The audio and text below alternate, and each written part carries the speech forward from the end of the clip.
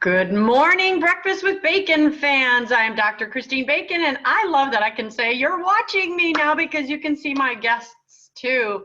Because my guest today, Carlton Reed, you've been on my show before, and they only heard our voices, didn't they? Yes, that's right. That's right. Now they get to see us. Yes, and you were in the studio in Norfolk, weren't you? I was. Yeah, I so was. Had a great time. it was fun. It's something fun about being in a radio studio. You get the music, the vibe, the headset, and everything. Someone else is doing the producing, which, I'll do that again.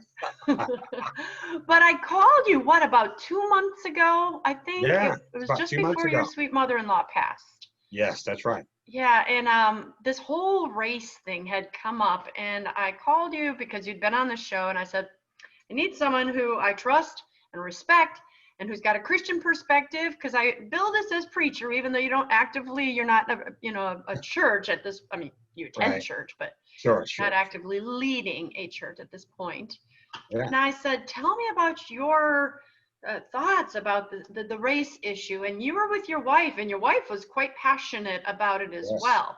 She was. So it's like, help this white person have a newer perspective, because I will not own the title of racist. I am not. I will not. Do we all have our unknown biases? Do we all have blind spots? Absolutely. White people, black people, Asian people. But right now, my black brothers and sisters are hurting. Mm-hmm. Sure, they are. So I, as your white sister, say, help me see what I don't see. Help me know what I should know. Give me another perspective. So my regular viewers know that I've been doing this series called Conversations on Racism in America. And so that's why I invited Carlton Reed onto the show. So there's a really huge intro there.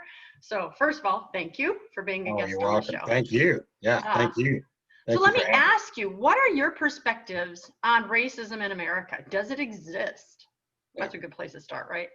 Well, I want to say first and foremost, thank you so much, Christine, for having me back on the show. I really enjoyed being there the last time. And just thank you for putting on for caring enough to broach this subject and have this format and have this discussion, which is a tough discussion to have. Let's just be honest. It's a discussion. Some of them exhausted me. Yeah, some of them. Listen. This discussion can range from anger. It can go from frustration, right? It could run the gamut. But it's a worthwhile conversation that needs to be had. And I just thank you for having it. I thank the listeners, the Breakfast with Bacon listeners, for having me on again. And so I'm just so excited to talk about this topic. So my perspective on race is, without a doubt, racism exists. Yes. It would be naive for us to think that racism doesn't exist in this country. Racism exists without a doubt, and it's evident. And it's also evident that racism exists among many races. And so it is an issue that the history of America we're walking out because of the stain of slavery, right, which happened, which created many things. It's something that we are walking out together as brother and sister. And I want to say that while I see just tremendous tensions around us and just tremendous things going on all at the same time, and we have the COVID-19 situation going on. We've got racial tensions, maybe in unprecedented fashions. And yet in the midst of this, God always does his best work in impossible circumstances. Yeah. And so I believe that the best is yet to come. I believe we have not seen the best of this, but I believe that the American story and the American dream is a dream that was born in the heart of God. This was not just a good idea. This was a God idea. It was born in the heart of God that this nation would be created for religious liberty and freedom, that all could worship. And it was a nation. Is it a nation with flaws? Absolutely, it's a nation with flaws. But is it a nation that has a great destiny and purpose on it? And that destiny is being walked out as we walk it out together. When we look at the history of America, we are an unlikely nation in the sense that even if you look at our birth, look at what we had to walk through to really become a nation. Look at that great Civil War, which had pitted brother against brother and race against race. And yet it was worth fighting for. It was worth forging through for. Look at the civil rights movement and Dr. King, who said, I have a dream that, one day my 4 little children would not be judged by the color of their skin, but by the content of their character. We hold these truths to be self-evident that all men are created equal, endowed by their creator with certain inalienable rights, among them being life, liberty, and the pursuit of happiness. And when he stood on the steps of Capitol Hill and said that great speech, he was quoting from the Constitution. Which is great. So we need to understand that. On that, yeah. Yeah. So what he was just talking about the American dream. And so as we walk this out, I think it's very important we understand that unity is on the heart of God. And I think about that 2 things come to mind when I think about where we are, Christine. One of them was, Jesus's last prayer, that last prayer that he prayed. Father, forgive them. Yeah, in John 17, that great high priestly prayer, he said, that was the last prayer he prayed on the cross, right? Yes. But that high priestly prayer, when he's in the Garden of Gethsemane, and he's anticipating, what's going to happen, and his humanity comes crashing in with his deity as he literally sweats, as it were, drops of blood at the anticipation, right, of going to the cross. He said, Father, make them one, even as you and I are one. He said, Father, give them the same glory that you and I had before the fall. And so it's very important we understand that is on the heart of God. And so we need to understand that the final act has not been written. We're walking through this, but the final act is the best act. And we need to understand that I believe that our best is yet to come. I believe that we will walk through this as a nation. We understand the things that have happened are incomprehensible. My heart's been hurt, right? I'm sure yours has been hurt to see what's been going on, to see just the rage and even the racism, and to see the dying. It is incomprehensible, and yet we are never without hope. And so I just want to broach this subject. I'm thankful to have this subject. Paul said something very powerful. He said, we are covered on every side, but we're not perplexed. He said, we're forsaken yet not abandoned, always abounding in the work of the Lord, that Christ may be seen in us. And so that's what I'm expecting to see. And I really believe that we as a nation will walk this out. And I really believe that the best is yet to come. So that's I love the optimistic tone, because I too believe that. And I look around, racism exists. All the isms exist. Yeah. Not how they're trying to package it today, where it's just black, just white, or just whites are the racist, and we are the only ones that need to do some changing. And I think the easiest description is sin exists. Sin exists. And what I see is much more diabolical. You see hatred is being divided from love. Because when we had those things you mentioned, the Revolutionary War, you had American, the white-skinned people and other white-skinned people. Blacks were just treated, you were a non-issue because we were taking you in as slaves still. Then the Civil War, we were fighting against slavery. You had some whites and some blacks were unified, but it was still mostly black and white. We have more because you had the abolitionists and people from the North. And then as Martin Luther King, as you came, there were whites and blacks shoulder to shoulder. Sure. So as the time went by in this great country, more and more blacks and whites, maybe I should be doing it this way, more and more blacks and whites were coming together. So those who we would define as race or look at people or judge by race solely or consciously, I should say that, because we do all have subconscious biases. But I think those people around the fringes, I've had no problem finding, even among my friend list, the hundreds of black people that I hang out with, and you probably hang out with hundreds of white people. Right. That wouldn't have been so 200 years ago. Yes, that's so true. We both see this progress that this great nation has made, and we'll continue to fight, and it will never be resolved until Judgment Day, because we're in a sinful world. Until the Lord takes Satan and throws him back in hell, that'll be an issue. But as good as it's getting, right now we're at this terrible place, we do still have work to do. Yeah, we do. you know, a lot of, and I started the series going, white people need to stop having conversations around their dinner table with only white people that they Mm-hmm. wouldn't say in front of black people. Mm-hmm. And black people need to stop having those conversations that they only have with their black friends that they won't say in front of white people. Yeah. Because if we don't do that, we're not going to improve, Yeah. you Yeah. know? Yeah. Yeah. So as a white person to a black person, and you're very light skinned. So, Am I? huh? I just said, am I? You're very light skinned, yes. Do you have any white in your family? I do. My great great grandfather is Irish, and I have Native American Indian, and then I have African. So my my great great grandfather had supposedly the first openly recognized interracial marriage in the state of South Carolina. Wow. So yeah, I do have white people, and I do have white in my family, and it's really ironic because my grandmother, whose name was Christine, was half Irish. She was awesome. Right, and yeah, of course, and she was a powerful, and what was really powerful about her is that she was just this strong black woman, this amazing woman of faith. And what was really ironic about that is that my grandmother treated everybody fairly. I mean, she didn't, and what happened was, actually my grandmother was raped by a white man. So her first son, my father's older brother Jay, was actually half white and looked white. And my grandmother looked white. She had black hair, but she was this amazing, strong Christian woman of God, and a woman of faith. And here's what she did.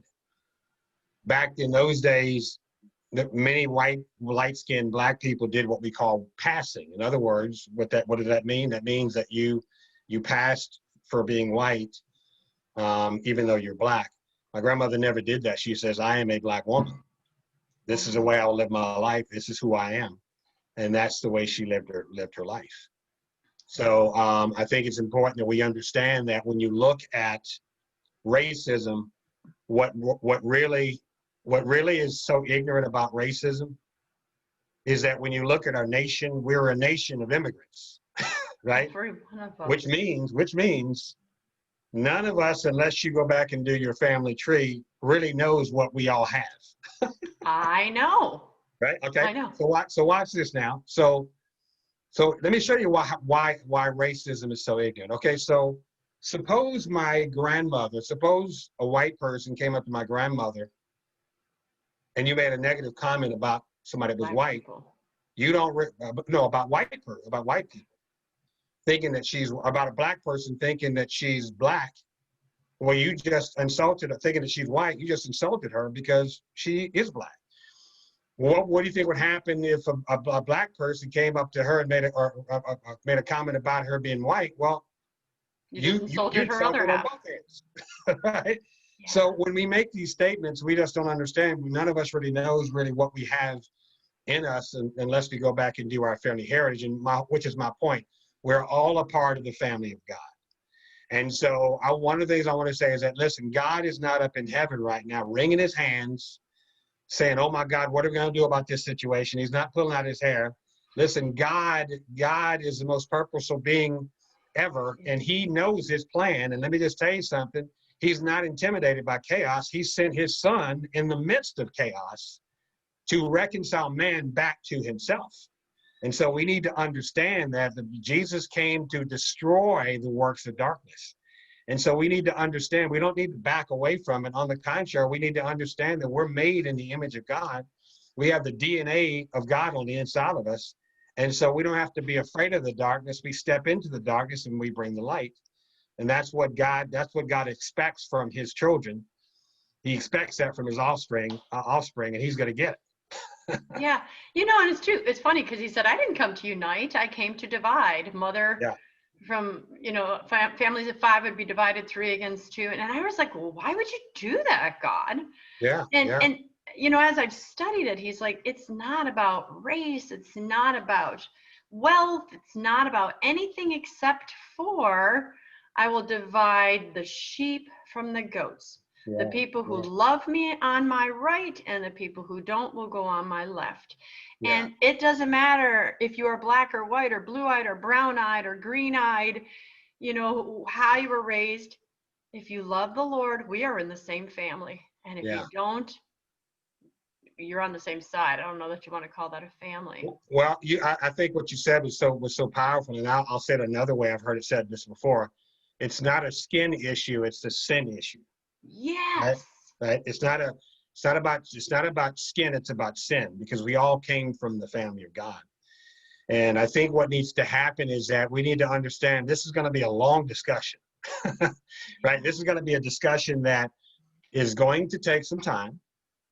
It's going to take us listening to one another and really hearing each other's heart. I'm not talking about surface listening. You know, I as a trainer and coach, I've done a lot of training in my life, and also as a dad and husband, I've done a lot of listening. Maybe I'm sure not enough, right? No, My never wife will enough. tell Me you not either. enough, right? Right. But it's going to involve some real listening, and it's going to involve some hearing with your heart and not just your head. It's gonna involve hearing the pain. It's gonna involve not selective hearing, and it's gonna involve really sitting down and really listening.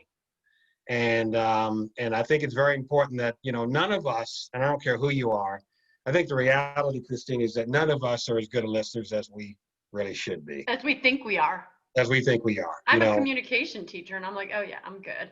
yeah, No, I'm yeah. not. And all I got to do is ask your husband, Right? and all you got to But do is ask don't. my wife, right? Right? They're Don't do going to tell that. you what kind of listeners we are, right? Exactly. But So, that's the thing. I think this conversation says, as humans, it's natural to judge ourselves more graciously than we judge yeah, others. So yeah, all my white friends who say, I am not a racist, I get it. And I said, defend that, because I defend that as well. hmm, But we do need to look at our blind spots. I have never walked around with brown skin, that's right. black skin, whatever color skin you have on the spectrum. So I will never know what it's like to be a person that's judged just by that skin, That's and right. vice versa. You know, what is That's it right. like for us white people to walk around and be judged just because we're white and call us supremacists and tell us that we have, you know, the very first conversation I did like this was a 3-star general in the Hmm. army.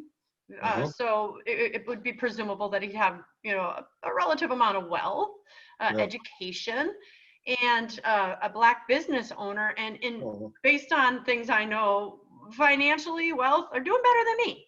Hmm. Hmm. So the defensiveness that many of us white people are like, don't tell me about privilege when I could, you know, I still have my student loan debt. I didn't have parents who could pay for my college. You know, you individual person who I might be talking to at that point, it's like your parents paid for your college, even though you have black skin, you've gone further, you make more. What do you want to gauge it by? Hmm. You know what I mean? Hmm. Hmm. So I remember Carlton, I was so um,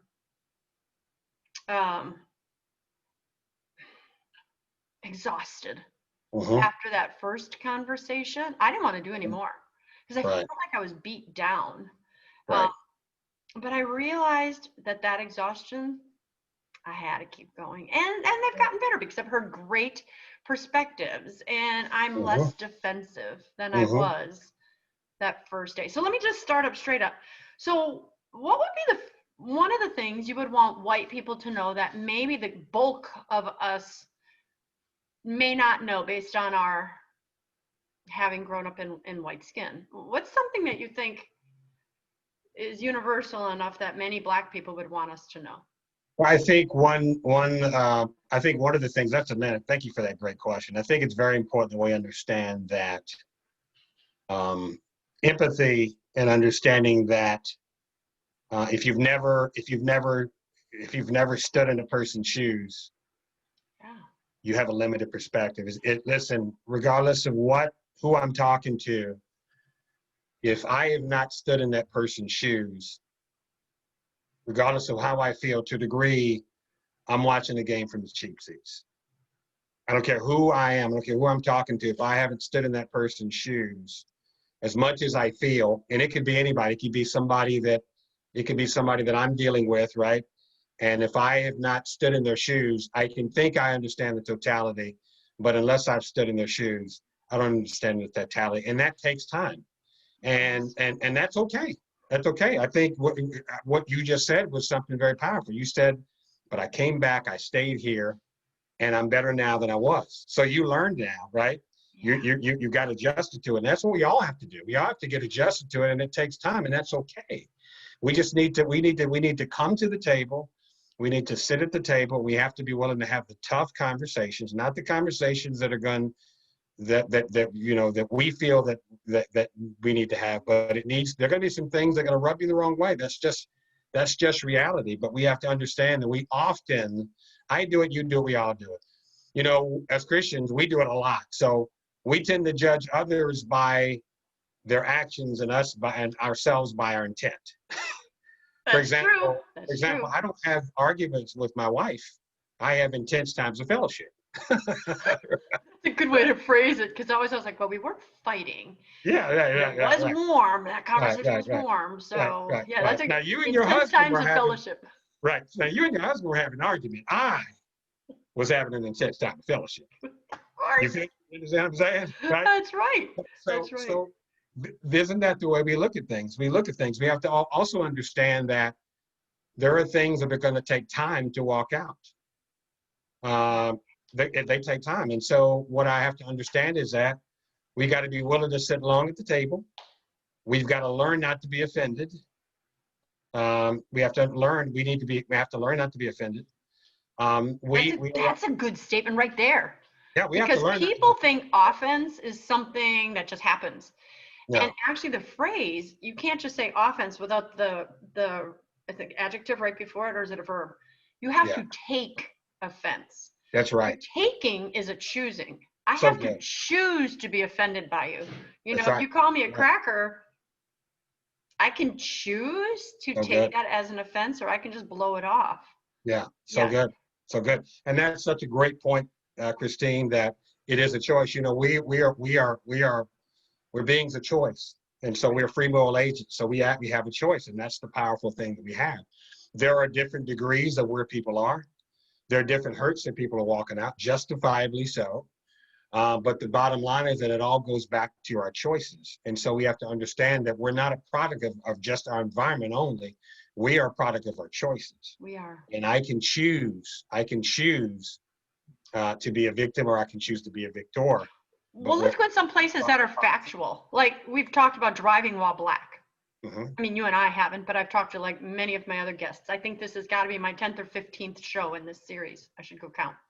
Uh-huh. So there were many white people are like, well, that doesn't happen that often. That I had to wake them up to go, oh yeah, ask any black person they probably all have been pulled over at least once.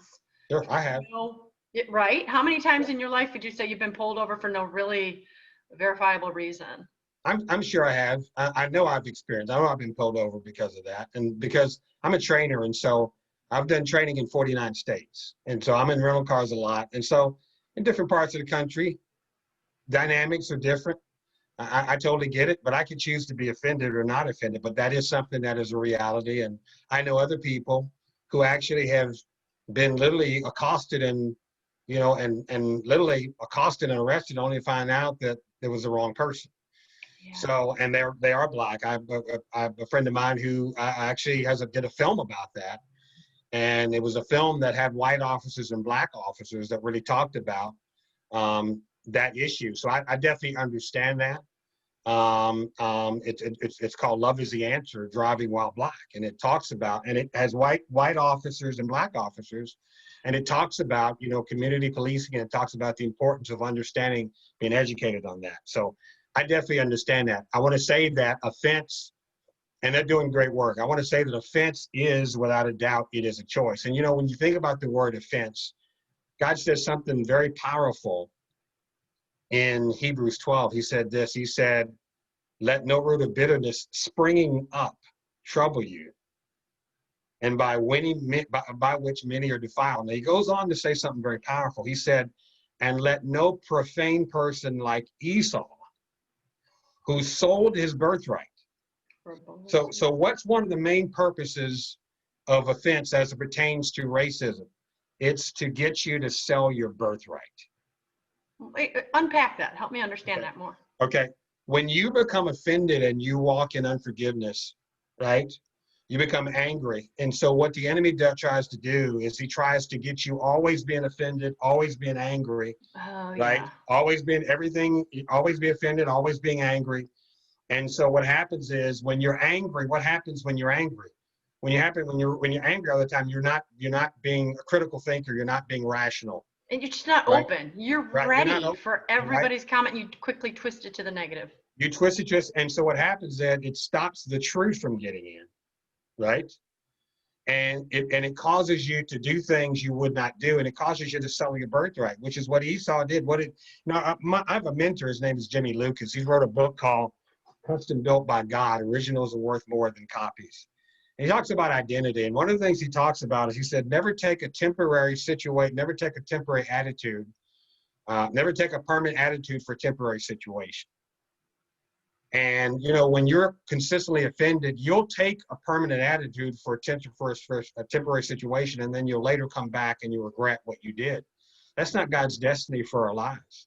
There's a destiny, a great destiny on all of our lives, particularly, that's particularly African American people, because we were pioneers in this nation, right? We helped to build this nation, and when you don't understand your identity and who you are, then what will happen is that it's going to affect the way we act. And we need to understand, I believe history is healing. I believe understanding your history, I believe there's healing in that. So, Miles Monroe said a powerful thing about identity, and I do identity coaching. It's one of the things that I really am passionate about, because, my passion is really to help people get all God's got for them. I was so poor in my intro of you. We just started talking. I didn't even introduce you're an author, you're a life coach, you are a speaker, a trainer, right? Yeah. So how would you define yourself professionally? Hey, listen, I'm a speaker, I'm a trainer, I'm a guy that had a stuttering problem as a little boy. I'm the least likely guy that should be standing in front of anybody talking about anything. I couldn't even put sentences together. I'm an ordained minister, a former pastor, but above all things, I'm a very happy, joyful to be a son of God with a destiny and purpose, right? But you're a professional who knows what you're talking about in terms of going. So when you said you love doing identity training, sure. What does that entail? So what I love to do is I love to let people know who they are in Christ, right? I love to do identity training. And so we have to understand that, Jesus, when in the book of Luke, where he stood in the Jordan River to be baptized by John, he stood there in the Jordan River and he said, John said, hey, I need to be baptized by you. You know the story, right? And so what happened? The Bible says the Spirit descended on him like a dove, and the heavens opened, and the voice of God came from heaven and saying, this is my beloved Son, in whom I'm well pleased. Now you got to understand that what happened at that moment, right? Because God downloaded the love of God. He downloaded the approval. He downloaded the essence of who he was into his Son. Jesus had not done one miracle yet. He hadn't opened any blinded eyes. He hadn't healed anybody, right? It was only after that he went in the wilderness to be tempted, right? But what did he do? He received the love of the Father, right? If Jesus could do no mighty works until he received the love of the Father, embraced the love of the Father, what in the world makes us think we can go and disarm principalities and powers until we receive the love of the Father? The entire attack of the enemy is against your identity. What happened when Jesus went in the wilderness? If you be the Son of God, turn this bread into stone. Right. If you be the Son of God, cast yourself off of this cliff. He tried to trash his identity. Come on. He was trying to trash his identity. Even when he was on the cross, what did they say? If you be the Son of God, get yourself off that cross. Come down off this cross, right? And he knew he could do all of those things. And he could have done that, but guess what? He didn't do that. Why? Because guess what? So here's the deal. Just like Jesus stood in the Jordan River, I stood, and he's the firstborn of many brethren. He was the only begotten of the Father until the crucifixion. Then he became the firstborn of many brethren. So that means that you and I are the secondborn. That means that you and I, we stand in the Jordan River and we receive that God says the same thing about us as he said about Jesus, because as he is, so are we in this world. And so we need to understand the entire thing is to come in and accuse God, accuse God to us, right? If you look at racism in this nation, without a doubt, there's racism. But one of the biggest things, one of the bigger things than racism is it's fatherlessness, right? Yes. And not just in the particularly in the African American race, but not just in the African American race, because what the enemy wants to do is he wants to come in and he wants to say you're not approved. He wants to not affirm you. He wants your life to spin out of control, right? But we need to understand the truth is that God loves you.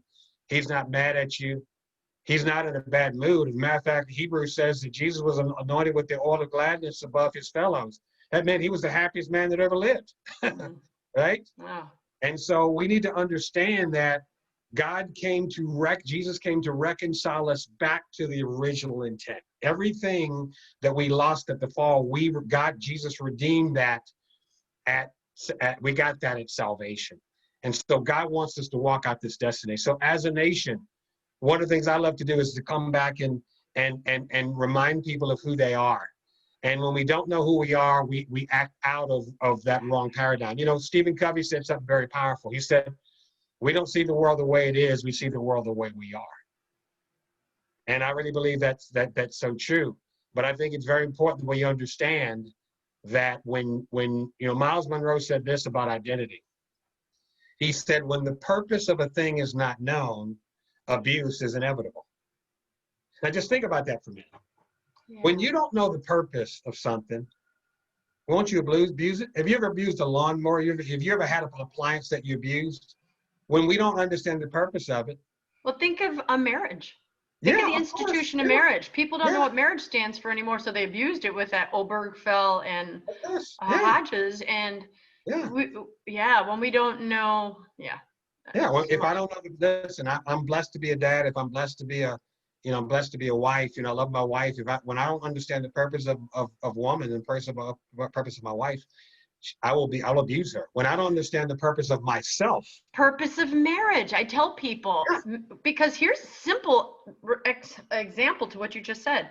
When we go into our marriages thinking we are designed to be happy, we fail. We do not find happiness in our marriages. But I say, that's because your paradigm needs to change. Marriage is designed to make us holy, not happy. If we go after happiness, Carlton, we lose them both.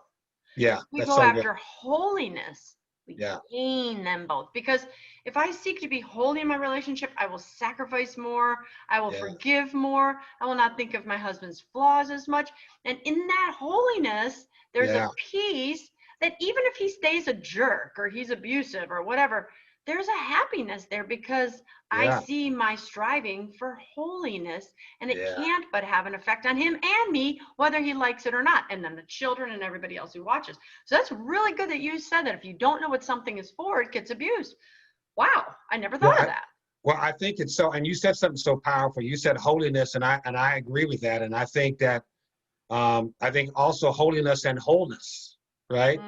I think Jesus came to make us whole, right? And so you know this about marriage. If I'm not a whole person, if I'm a half person and two half people bring the halves to the marriage, you still don't have a whole marriage, right? No. And so I think it's very important that we understand that we do have to change our paradigm from a failure paradigm to a successful paradigm. I do a lot of training in companies, and my father was My father was a vice president of Mead Packaging of labor relations. So, back when labor relations was HR, back when HR was labor relations, and he was an amazing leader of people. And he had this saying, maybe one of the greatest leaders of people that I ever met. And he was also a management consultant. And he had a little saying, he said, your worst employee is a reflection of your inability to manage, not their inability to perform. You see, I don't really believe that people come into work and say, you know what, I wonder what I could screw up today. I don't believe people come to work and say that, right? I believe that, we have a success mechanism, we have a success paradigm and a failure paradigm. And I think it's very important that our focus is going to determine where we go. Richard Bach said something very powerful. He said this, he said, argue for your limitations and they're yours. So I can see myself as being limited. That's going to affect my paradigm. I can see myself as being limitless, and that's going to affect my paradigm. And so as a black man, I definitely understand, does racism exist? Sure, it exists in America without a doubt. There's some blatant racists in America. Some of them, many of them, and they're not just white, they're black and other races as well. So we need to understand we can be prejudiced. But what we need to understand is that I don't have to let that limit me. See, I need to understand that as a child of God, I'm a son, I'm a king and a priest, you're a queen and a priest. So I need to understand that if I have a limitless paradigm, yeah, people can do things to me, and they can do things that might affect me if I choose to.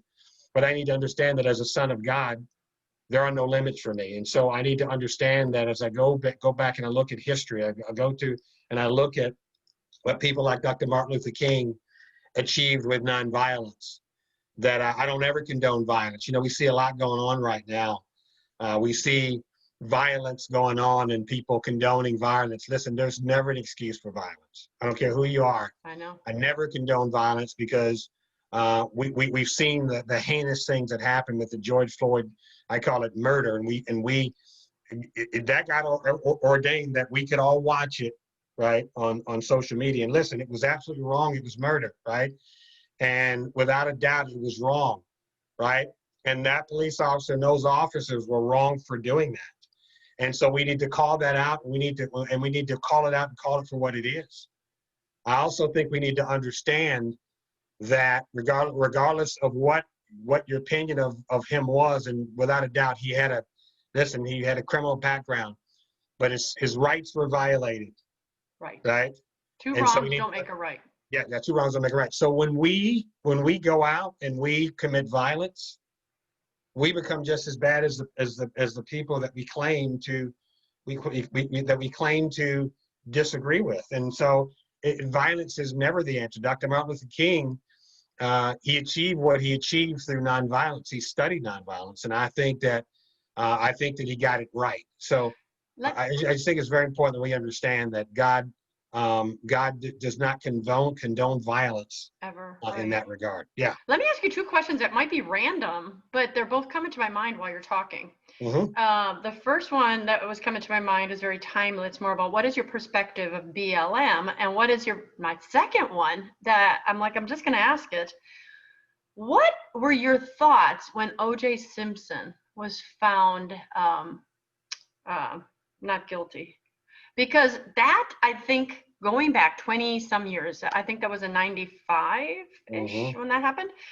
I think white America was like, what the heck? How could they even see that? But that was for me, this girl, because in 95, I was 30 years old. And that was a wake-up call for me to go, how on earth? But it's not like it's just one person who's being stupid about this guy. Was obviously guilty. But it was the first time I saw an entire culture of Black people were saying what I learned. It's about time.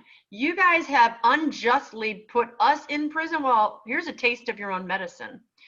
So now all white people agree with what I just said. But for me, I'm going, I think that was much more of a take that kind of thing. So I could be totally off. I don't think I've had this conversation with any Black person. What are your thoughts on let's go there first before BLM.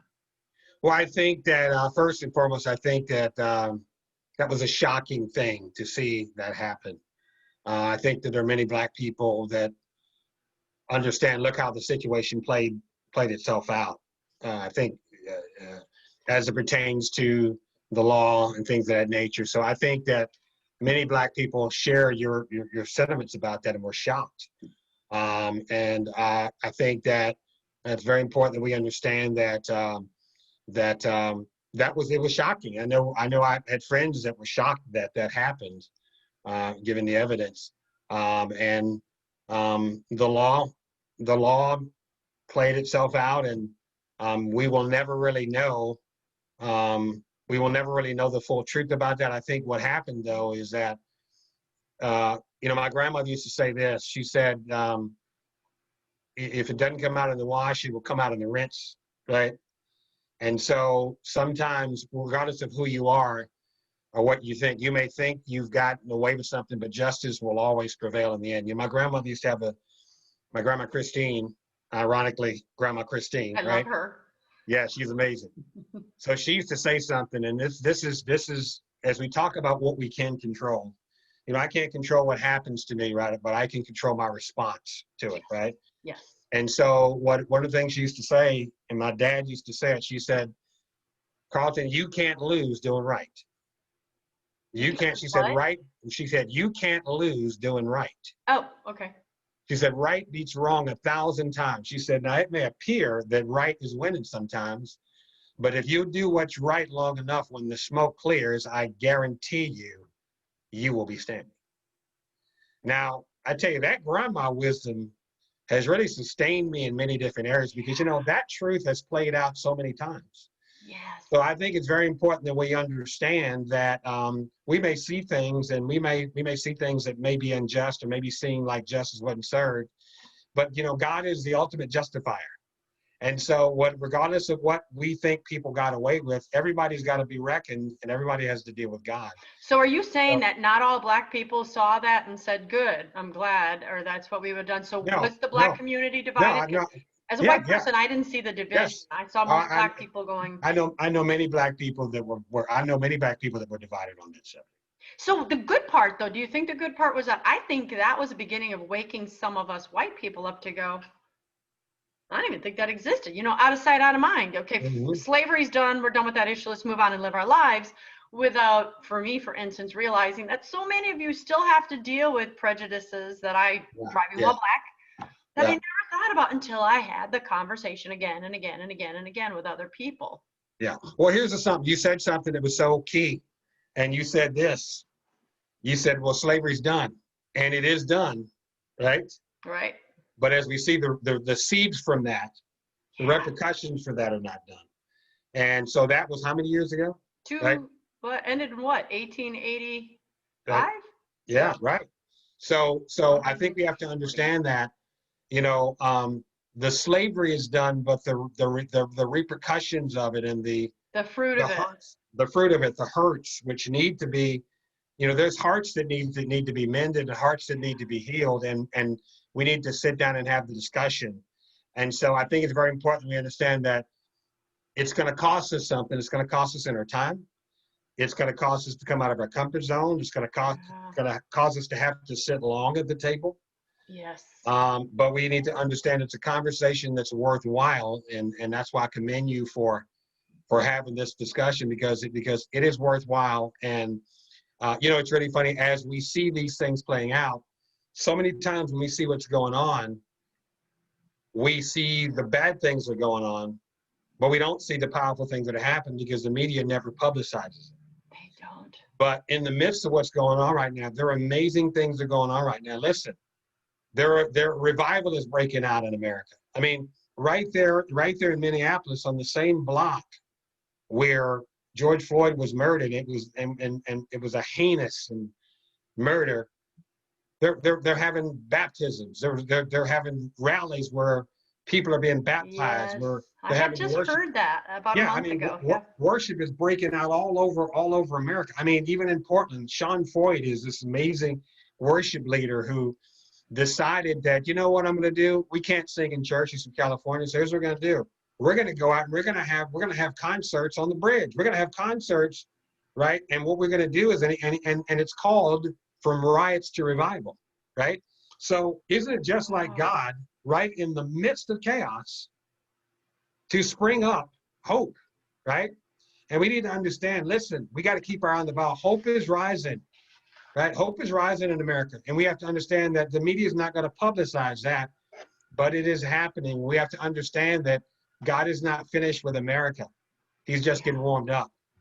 So to get back to your question about BLM and about Black Lives Matter, you know, I think often things get started I can have a right intent in my heart, right? And I can start something, and it could be good. It could be good in and of itself.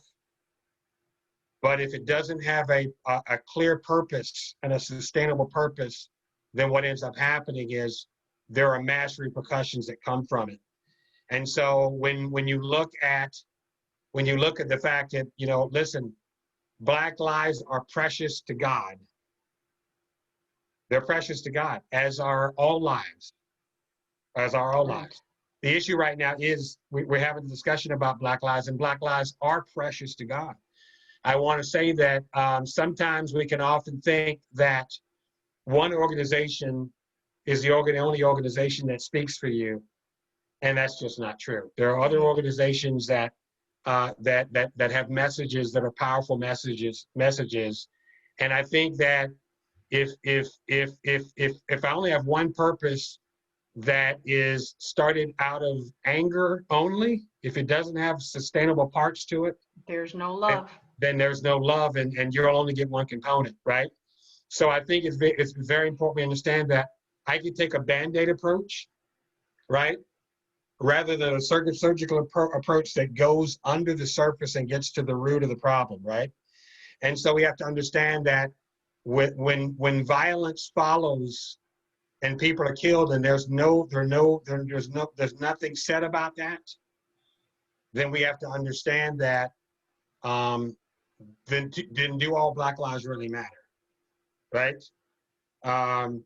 If a 76-year-old police chief was killed for no reason because he's defending a store, right? I think we have to understand, did his life matter?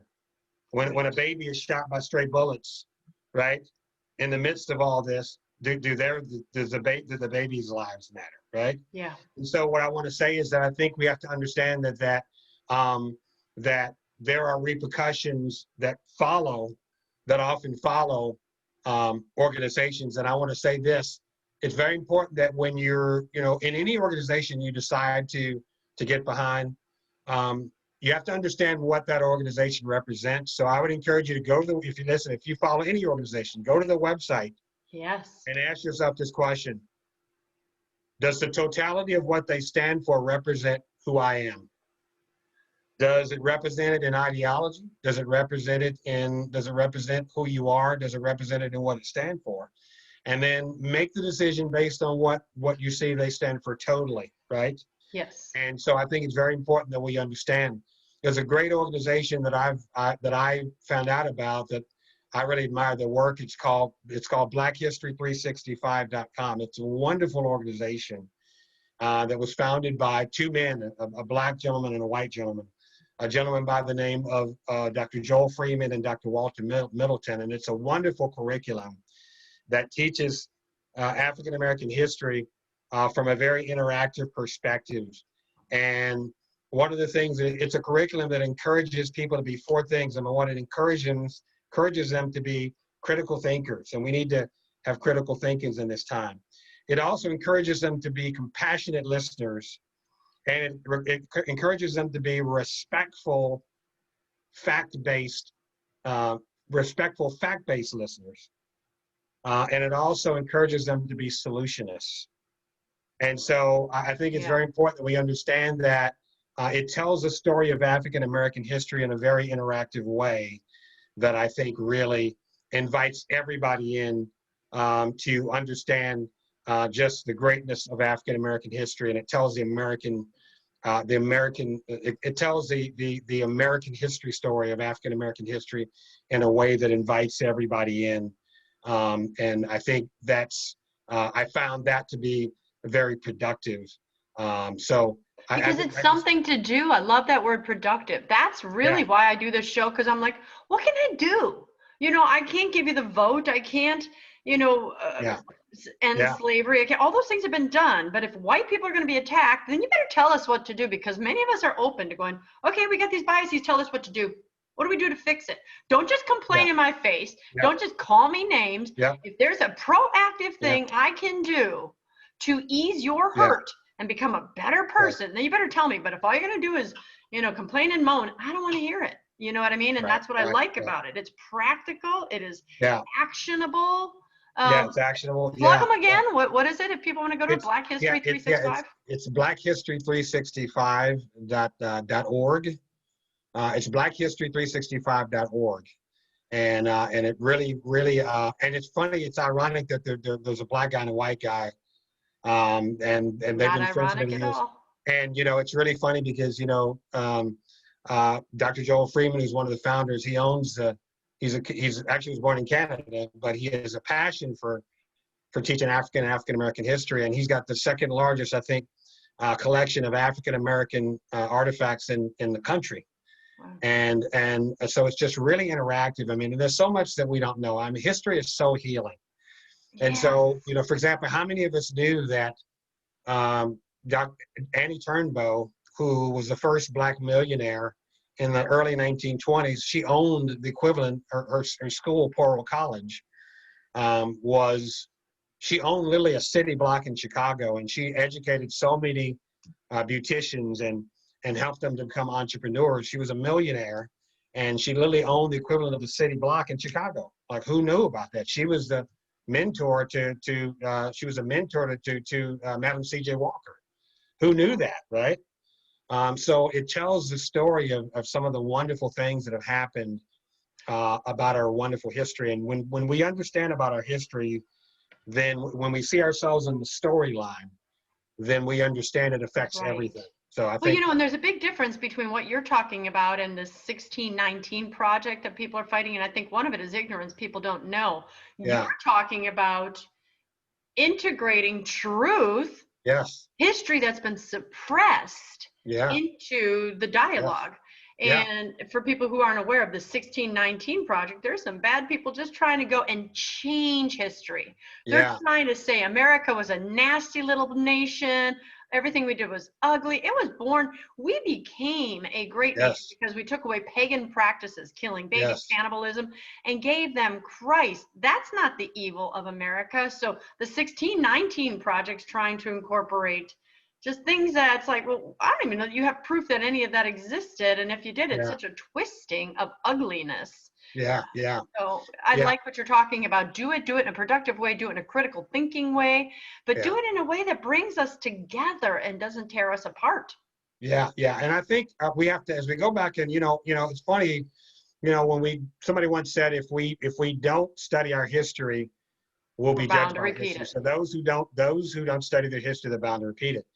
I think it's very important that we understand we need to look through what did we walk through together as a nation? Yeah. Right. Abraham Lincoln, he died trying to hold this union together. Right. Go to the Lincoln Memorial and read the walls of the Lincoln Memorial. Right. Read what it said. Right. And so we need to understand that we together, we need each other. Listen, you need me and I need you, Christine. Yes, we do. Right. Alex Haley made a great quote, and here's what he said. Alex Haley wrote the wonderful book Roots, the great story. Great. He said, here's what he said. He said, if you ever see a turtle sitting on a fence post, you'll know he didn't get there by himself. Right? So we need to understand that, right? We cannot do this alone. And listen, nor did God design it for us to do it alone. Right? And so we have to understand the beauty of this is let's walk through this together. And let's understand that we have to sit long and hard at the table. What did people do when they walked through this together? Listen, white people died in the civil rights movement, right? White people demonstrated. If you look at the March on Washington, it wasn't just Black people. There were people from all over America, right? It was a unified effort. And so we have to understand that, yes, things are tough right now. Yes, things are the tensions that are flying and they're raging. But we need to understand that, listen, I've gone to football games where I went to a football game. My brother and I went to a football game when I was in college, and we went to a football game, and it was an amazing game, and it was a Peach Bowl, and we didn't have a side, we didn't have a team, we just went, right, because neither one of the teams were our team, but we were sitting on the other side, and so we're cheering, and we had people looking at us, right, and so what ended up happening is that the team got down by 3 touchdowns in the first half, right. And so we looked around and tons of people left. Well, what ended up happening is that team came back and won the game. And so we're there cheering. We don't have a dog in the fight. They're not even our team, but we're cheering for the team because they came back and won the game. So what happened to the people that left the game in the first half? You preconceived, you prejudged, and you missed out on a great game. right? Yeah. And so here's the deal. We have to understand that sometimes I can look at the first part of a situation and think it's the end, but the Bible says the end of a thing is better than the beginning. Yes. And so I think we have to understand that we have to do things that are going to make us uncomfortable. You know, one of my favorite movies is Remember the Titans, right? Love that movie. It happened not far from where we live, right here Yes. in the DC area, right? T.C. Williams High School. Yeah, I've And one of driven past that the, high school many yeah, times. yeah. And so one of the things I want to say is that Denzel Washington, I love the scene where he does something very powerful because The it's so bus. reminiscent of what we need to do. What did he do? He made the white players and the black players. He was a hard nose, but he made the black players and the white players room together. He made you, like it or not, you get to know your white brother and your black brother, right? And you can't come out and talk to me until you've learned something intimate about each other, not That's just exactly about the right. black. Right. But Black learn about the white, white learn about the black. But he does something that's very powerful. And here's where the breakthrough happened. He takes them to a football camp of all places, Gettysburg College in Gettysburg, PA. Now we know what happened at Gettysburg. Most famous battle that really shifted the Civil War, where brother was fighting against brother, happened at Gettysburg. So what happened that changes the tide in that team? It was a breakthrough where they got it. They got it.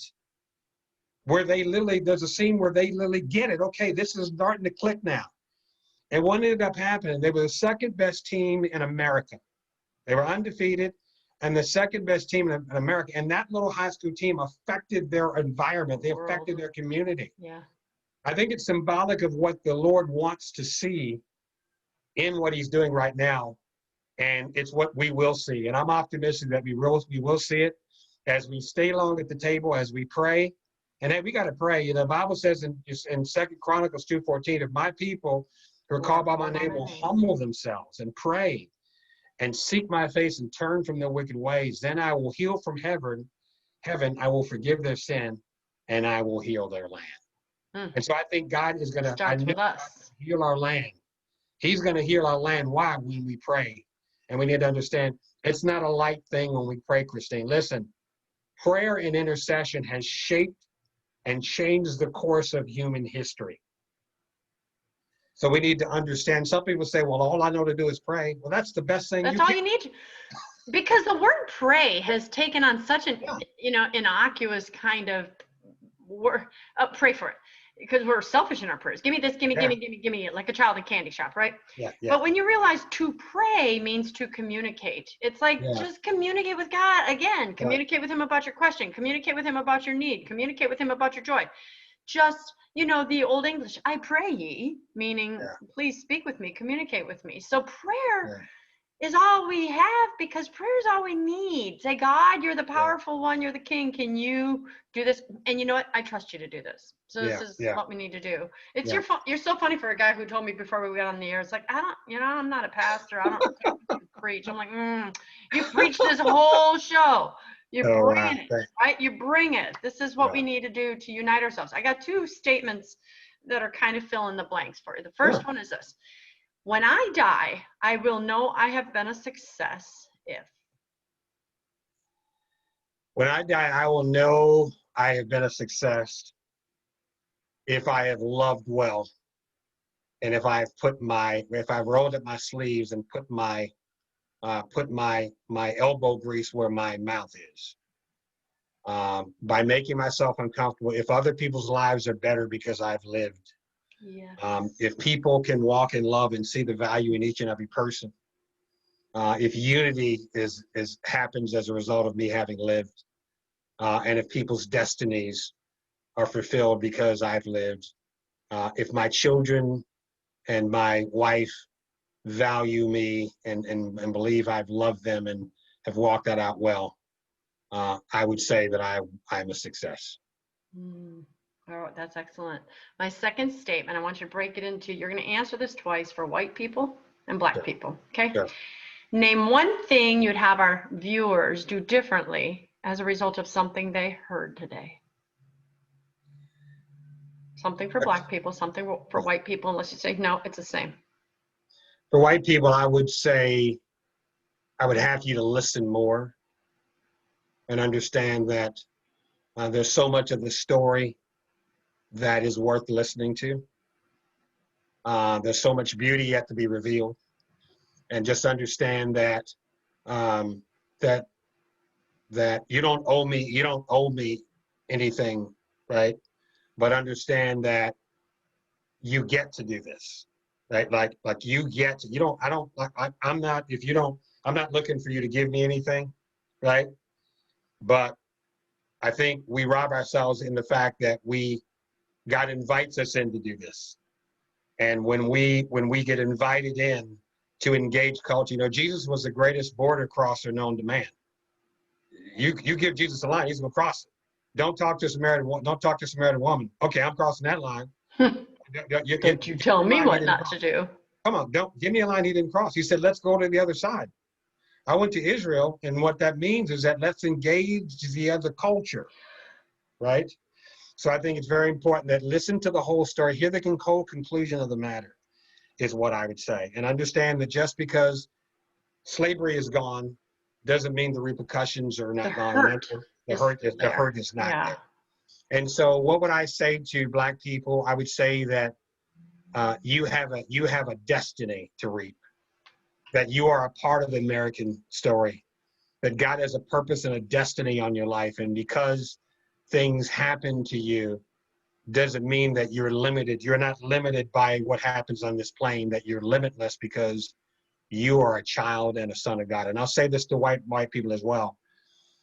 As you walk out, as we walk out brotherhood, you are sons and daughters of God. And we all get to do this. We don't have to do this. We get to do this. What a privilege. Right. What a privilege.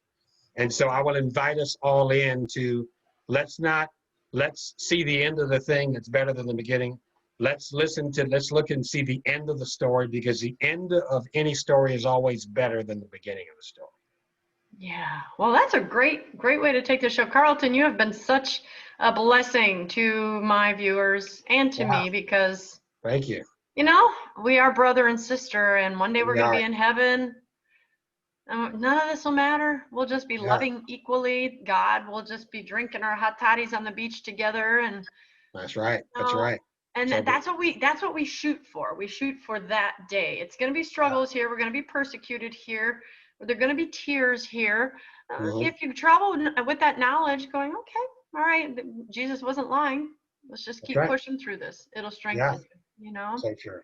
So I true. want my viewers to know you're an author. You've written a book called The Weapons of Mass Production. They can get Yes. this from Yeah. your website, carltonreed.com. Yeah. You Yeah, can thank you. And they can get that on Amazon. And I've got a second edition now with a different cover. So you can get that from Amazon. You can go to my website, but the best place to get it is on Amazon.